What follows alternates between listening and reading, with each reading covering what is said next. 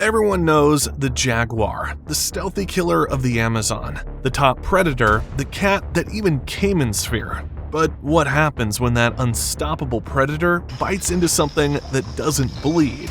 It buzzes. Whoa! There's an animal here that kills not with teeth or claws, but with electricity. It can unleash 860 volts straight from his body, enough to stop a human heart, enough to kill a horse, even enough to drop a jaguar. So why does the king of the rainforest keep picking fights with a living battery? Because this story isn't just about strength. It's about curiosity, risk, and how far evolution will go to keep things interesting. If you've never been to the Amazon, here's what you need to know. It's not one river, it's a continent of water. When the rain comes, the land disappears. Trees drown, roots vanish under brown floodwater, and animals move through liquid fog. Here, eyesight is useless. Sound is muffled. Everything lives half submerged.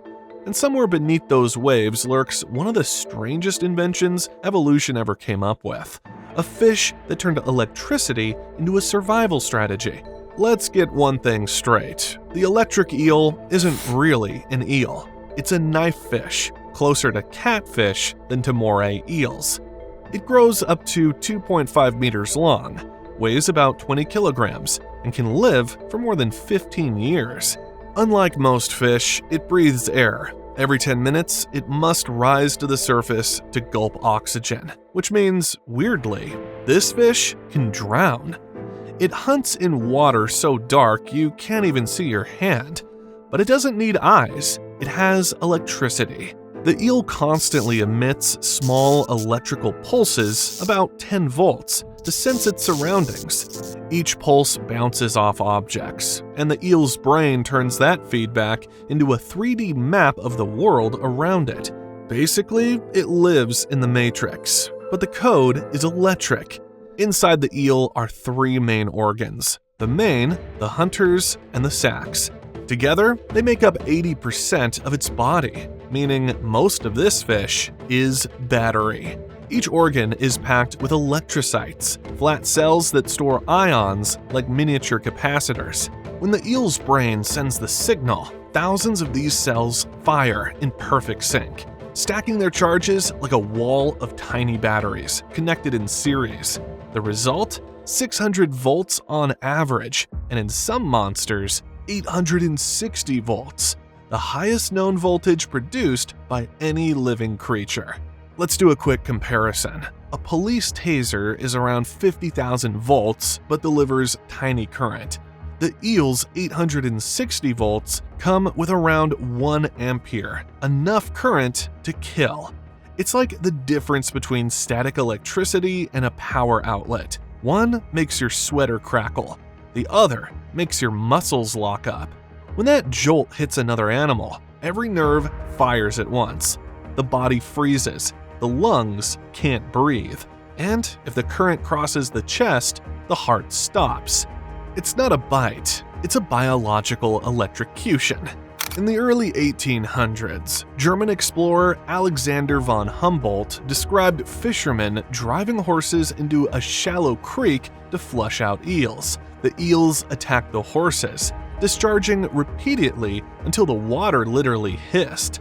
For years, scientists thought Humboldt exaggerated, until modern research proved he hadn't. He had just witnessed the first documented case of animals using high-voltage defense. 2 centuries later, we finally caught up with the technology. Enter Dr. Kenneth Catania from Vanderbilt University. He built tanks wired with carbon sensors to measure eel discharges. What he found changed everything. Eels didn't just shock randomly, they calculated. They could fire short bursts to probe prey or unleash sustained volleys to kill. They could even jump out of the water to deliver stronger shocks directly. He described it as a living battery with personality. Meanwhile, the jaguar, Panthera onca, is prowling the same rivers, the largest cat in the Americas. a predator so powerful it can crush a turtle shell in one bite. Unlike lions or tigers, jaguars love water. They swim, they dive, they fish, and when the dry season traps fish in shrinking pools, they go exploring, including pools where eels are hiding. To a jaguar, an eel looks like an easy snack. To an eel, a jaguar looks like a biological light bulb. In 2018, in Para, Brazil, locals found a jaguar lying beside a flooded trench. No blood, no wounds, just stiff muscles and singed whiskers. Next to it lay a torn electric eel. Autopsy results suggested simultaneous death. When the jaguar bit down, the eel fired a full-power discharge straight into its mouth. The current traveled through bone to the brainstem. Both animals died within seconds. That story spread fast. Locals still call the site O Trovão do Rio, the thunder of the river. You'd think that after one electrocution, evolution would tell jaguars, don't. But no, they keep testing. Maybe because eels look weak, or maybe most shocks happen in shallow pools where the current disperses faster.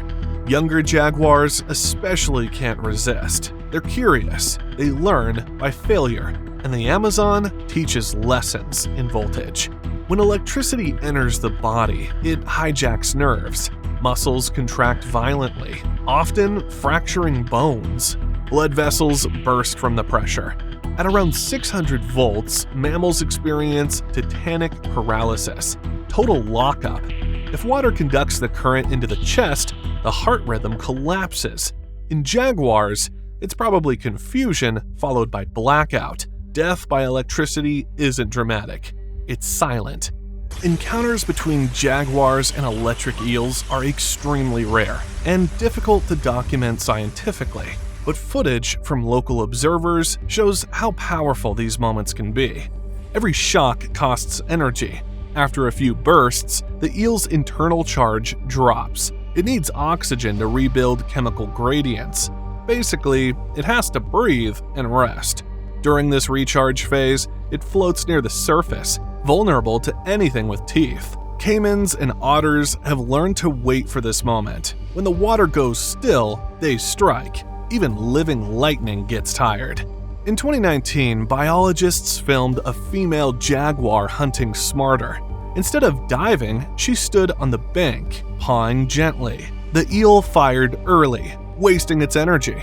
Once the water calmed, she hooked it with her claws and dragged it onto land. No shock, no risk, dinner served. That was the first recorded evidence of a big cat learning how to neutralize electricity. It's evolution happening live on camera. People have been obsessed with electric eels for centuries. They inspired the word electricity itself. Luigi Galvani's frog leg experiments in the 1700s, that was animal electricity. His student, Alessandro Volta, built the first battery afterward. So, in a weird twist, your phone, laptop, and even electric car owe their existence to a fish that can knock you out cold. Water and electricity are the perfect couple, and the worst combination. The Amazon mineral-rich water conducts electricity better than most rivers. Locals sometimes notice fish suddenly floating belly up after an eel attack several meters away. That's collateral damage. Electricity doesn't pick favorites. Predators and prey constantly push each other's limits. The eel evolved voltage because speed and teeth didn't work in muddy water. The jaguar evolved power and intelligence because brute force isn't enough. One built a weapon from chemistry. The other built a brain that learns from pain. Every shock, every failed hunt, every death rewires evolution's circuit a little more, and in the end, the jungle stays balanced.